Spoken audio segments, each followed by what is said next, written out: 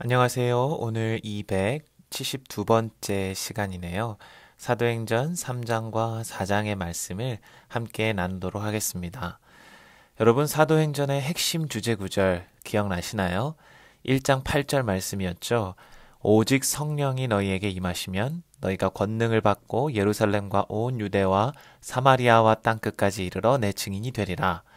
이 말씀을 사도행전을 묵상하실 때마다 꼭 기억하시기 바랍니다. 우리가 지난 월요일에는 사도행전 2장에 나오는 오순절 성령 강림 사건에 대해 함께 살펴보았습니다.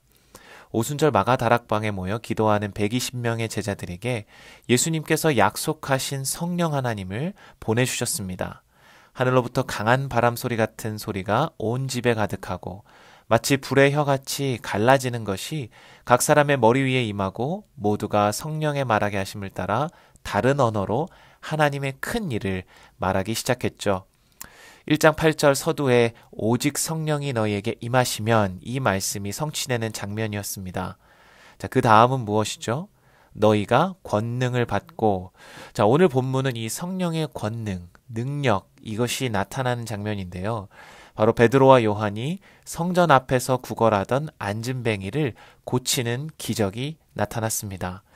유대교 율법에 따라 매일 2번씩 드리는 기도 시간에 맞춰 베드로와 요한이 성전에 올라갔습니다. 여기서 제9시는 오늘날 시간으로 환산하면 오후 3시경이 되는데요. 성전에 올라가던 두 사람이 자신을 향해 구걸하던 앉은뱅이를 마주하고, 자, 베드로가 그를 향해 이렇게 말하죠. 3장 6절 말씀에 은과 금은 내게 없거니와 내게 있는 이것을 내게 주노니 나사렛 예수 그리스도의 이름으로 일어나 걸으라. 자, 그러자 나면서부터 걸어본 적이 없는 앉은뱅이가 일어나 걷고 뛰며 하나님을 찬양하기 시작합니다. 자, 이 앉은뱅이가 어떤 사람입니까? 40년 동안 날마다 성전 문 앞에서 구걸하며 살아가던 사람이었습니다. 아마도 성전에 예배하러 오는 경건한 유대인이라면 모두가 다, 예루살렘에 사는 유대인 모두가 이 사람을 알았을 것입니다. 베드로와 요한도 마찬가지였겠죠. 이 사람이 병고침을 받았다? 아마도 온 예루살렘 사람들이 깜짝 놀랄 만한 뉴스였을 것입니다. 오순절 성령 강림 이후에 성전에 올라가던 이 두 사도가 이 사람에게 기적을 베풀었다는 이 사실을 생각해 볼 때에 이 사건은 결코 우연히 일어난 일이 아님을 우리는 알 수 있습니다. 바로 성령의 능력이 역사하였다, 임하였다는 것을 모든 이스라엘 사람들에게 알리기 위한 하나님의 계획과 뜻 가운데 일어난 일인 것이죠. 하지만 우리가 주목해서 보아야 할 것은 성령의 능력이 단순히 병 고치는 능력으로만 나타난 것이 아니라 그 이후에 어떻게 역사하시는가, 이것에 우리는 더욱 주목해야 할 것입니다. 분명 예루살렘 사람들은 오늘 앉은뱅이가 일어난 이 기적을 보고 10절에 심히 놀랍게 여기며 놀랐다라고 말하고 있습니다. 매일 만나던 불쌍한 앉은뱅이가 내 눈앞에서 걷고 뛰고 있다고 한번 생각해 보십시오. 정말 신기하고 놀랄 일이겠죠. 그런데 이 기적이 유대인들을 변화시키거나 그들을 구원하지는 못했습니다.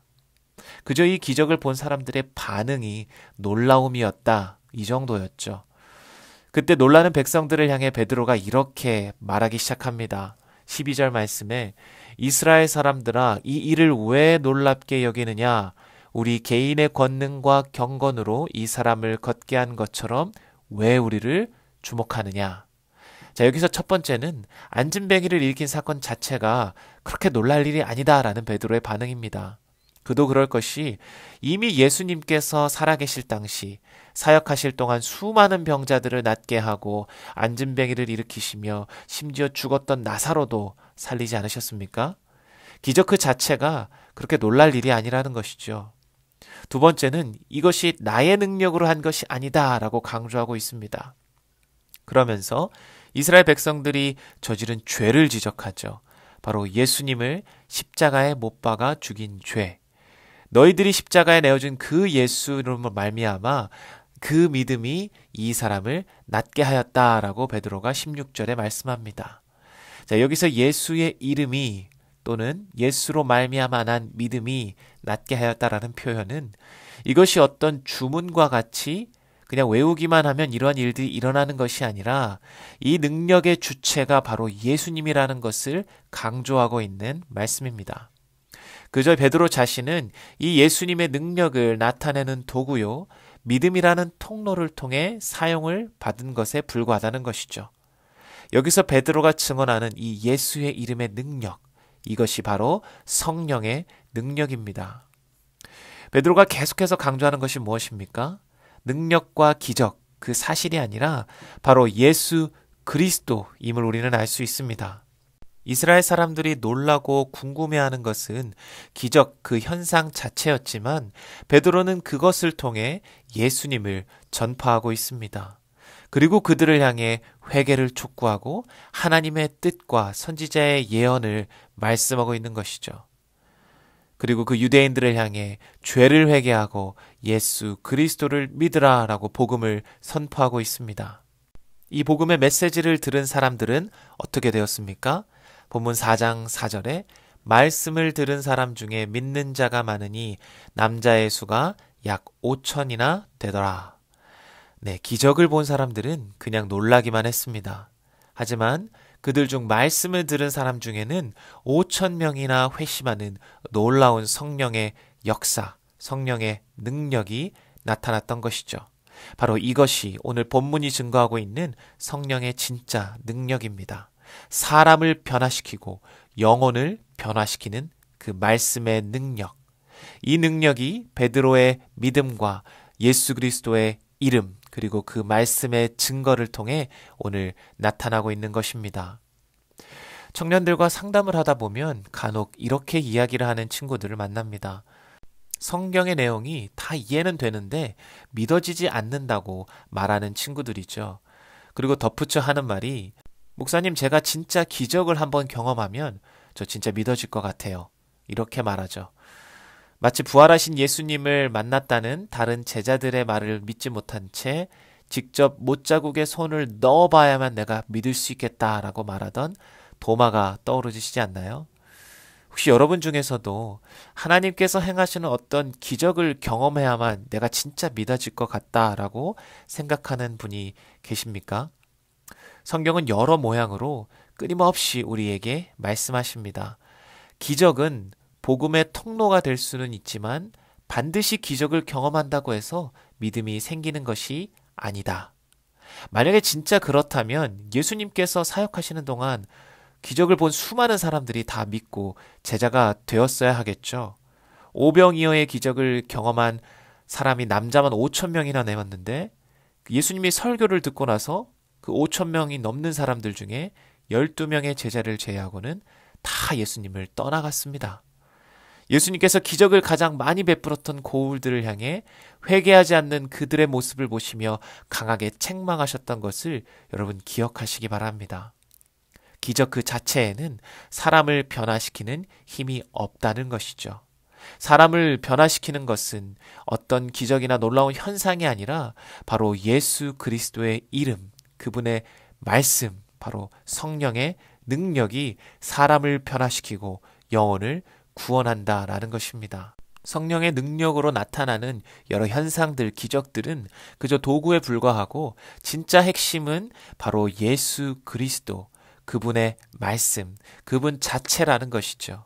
그 이름을 들을 때에, 그분의 행하신 일을 들을 때에, 그리고 그분을 만날 때에 진짜 성령의 능력이 나타나며 그것을 통해 믿음과 회개의 역사가 영혼이 변화되는, 영혼이 구원받는 역사가 나타나는 것입니다. 여러분, 이 사건으로 두 사도는 종교 지도자들의 미움을 받아 감옥에 갇히게 되고요. 공회 앞에서 신문까지 받습니다. 그때 베드로가 성령이 충만하여 담대하게 진리를 선포하는데요. 이렇게 말씀하죠. 예수 이름이 이 사람을 낫게 한 것입니다. 다른 이로서는 구원을 받을 수 없습니다. 천하 사람 중에 구원을 받을 만한 다른 이름을 우리에게 주신 일이 없습니다. 어부 출신이었던 예수님의 제자들이 이렇게 담대하게 선포하는 모습을 보고 종교 지도자들은 깜짝 놀라게 되죠. 그리고 이들을 향해 위협하고 경고하며 예수 이름을 다시는 증거하지 말라라고 하고 이들을 내쫓습니다. 그때 베드로가 19절 20절에 이렇게 대답합니다. 하나님 앞에서 너희의 말을 듣는 것이 하나님의 말씀을 듣는 것보다 옳은가 판단하라. 우리는 보고 들은 것을 말하지 아니할 수 없다. 성령이 충만한 베드로에게 가장 중요한 바로 그리스도인의 삶의 모습이 지금 나타나고 있습니다. 바로 기준의 변화입니다. 여러분, 우리는 말하고 행동할 때에 반드시 어떠한 기준을 가지고 말하고 행동하게 되어 있습니다. 우리가 그것을 의식하던 혹은 의식하지 않던 말이죠. 다른 말로 이것을 가리켜 가치관 혹은 세계관이라고 말할 수 있겠습니다. 부활의 예수님을 만나기 전 베드로는 오늘 본문과 굉장히 비슷한 상황에서 전혀 다른 반응을 보였습니다. 바로 대제사장의 뜰에서 자신의 생명과 안위를 보호하고자 주인 되신 예수님을 3번이나 부인했던 사건이 있었죠. 그러나 성령이 충만했던 베드로, 부활의 예수님을 만난 베드로의 모습은 전혀 달랐습니다. 수십 명의 공회원들 앞에서 담대하게 예수님을 십자가에 못 박았던 그 동일한 무리들 앞에서 예수의 이름을 선포하고 있는 것이죠. 베드로의 말과 행동의 기준이 자신의 생명과 안위가 아니라 바로 진리 대신 하나님의 말씀이 되었기 때문입니다. 여기서 우리가 다시 1장 8절 말씀을 기억해 볼까요? 예수님이 나의 증인이 되리라 라고 말씀하셨죠. 베드로는 이 정체성을 분명히 가지고 있음을 볼 수 있습니다. 보고 들은 것을 말하지 아니할 수 없다. 바로 증인으로서 가져야 할 가장 중요한 자세를 말씀하고 있는 것이죠. 법정에서 증인의 역할은 매우 중요합니다. 증인으로 서기 전에 이렇게 선서하죠. 내가 진실만을 말할 것입니다. 거짓을 말할 때에는 위증으로 처벌받을 것을 서약하는 것이죠. 우리가 그리스도의 증인으로 세움받았다, 그리스도의 제자다라는 사실은 증인은 역할을 감당해야 하는 것, 바로 예수 그리스도 그분의 행하신 일들을 보고 들은 것을 그대로 증거해야 하는 사명을 맡은 자들이라는 것입니다. 우리의 말과 우리의 행동으로, 우리의 삶으로 세상을 향하여 진리 되신 예수 그리스도를 증거하는 삶, 바로 그것이 우리의 목적이 되어야 하고 바로 하나님의 진리의 말씀이 우리의 삶의 기준이 되어야 하는 것이죠. 사랑하는 성도 여러분, 오늘 우리는 사도행전 3장과 4장 말씀을 통해 성령의 능력이 어떻게 역사하는가, 예수님의 말씀이 어떻게 초대교회 가운데 성취되고 있는가를 잠시 묵상해 보았습니다. 약속하신 성령이 이 땅에 임하심으로 그 능력이 예수 이름을 믿고 고백하는 모든 자들에게 나타나기 시작했습니다. 사람의 힘으로 할 수 없는 놀라운 기적의 모습과 함께 사람을 변화시키는, 영혼을 변화시키는 예수의 이름의 선포로 역사하기 시작했습니다. 이 성령의 능력은 오늘날에도 동일하게 나타나고 있습니다. 매일 강단에서 선포되어지는 말씀, 예수 그리스도의 그 이름이 바로 사람과 영혼을 변화시키고 있는 것이죠. 그것이 우리의 가치관을 변화시키고 담대하게 진리 되신 예수 그리스도를 전파하게 하며 나의 삶의 기준이 더 이상 내가 아니라 바로 살아계신 예수 그리스도, 진리의 그분의 말씀이 되게 하는 이 능력이 우리가 사모해야 할 성령의 능력인 줄로 믿습니다.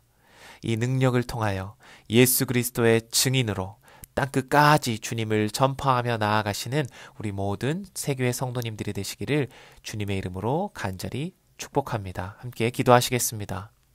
살아계신 하나님 아버지, 감사합니다. 오늘 사도행전 3장 4장 말씀을 통해 참된 성령의 능력의 역사가 어떻게 나타나는지를 깨닫게 하시니 감사합니다. 예수 그리스도 진리 되신 그분의 이름과 그 말씀의 선포를 통해 사람과 영혼을 변화시키는 이 놀라운 성령의 능력을 저희도 날마다 체험하기를 소원합니다. 우리 삶의 가치관이 변화하며 우리의 기준이 오직 진리 되신 하나님만, 예수님으로만 살아가는, 또 그분의 증인으로서의 삶을 살아가는 저희들이 되게 하여 주시옵소서. 모든 것을 주님께 감사드리오며 살아계신 예수 그리스도의 이름으로 간절히 기도드립니다. 아멘.